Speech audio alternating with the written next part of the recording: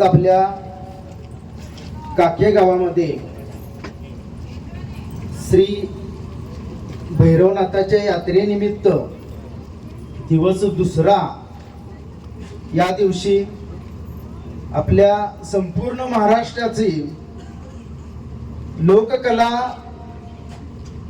काही सेकंदामध्ये आणि काही मिनिटामध्ये म्हटलं तर चालेल, आपल्या सर्वांच्या नेत्रासमोर नेत्रपटलावरती या विचार मंचावरून अतिशय सुंदर देखावे साजरे झाले. खरंच आपल्या या काके गावामध्ये आणि आपल्या जिल्ह्याच्या राधानगरी तालुक्यातून एवढी प्रचंड मोठी शक्ती खऱ्या अर्थानं निर्माण झालेली आपल्याला बघायला मिळालं.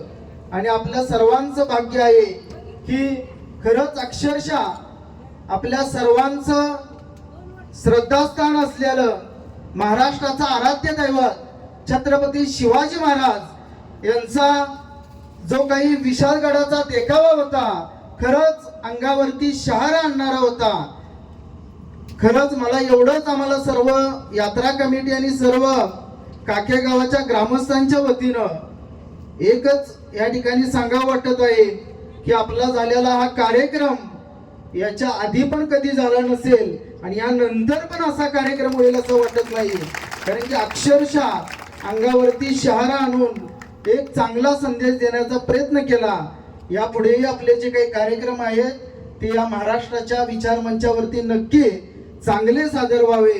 कारण की आम्ही ज्या वेळेला ऑर्केस्ट्रा बघत होतो त्यावेळेलाच आम्हाला यात्रा कमिटीतले जे काही मेंबर्स आहेत त्यांच्या वतीनं हा कार्यक्रम आपण आयोजित करू आणि महिला वर्गांना एक चांगला संदेश जाईल आणि गावातल्या पण तरुण वर्गांना जे काही आपल्या महाराष्ट्राची लोककला आहे ती प्रत्येकाच्या मनात रुजली पाहिजे.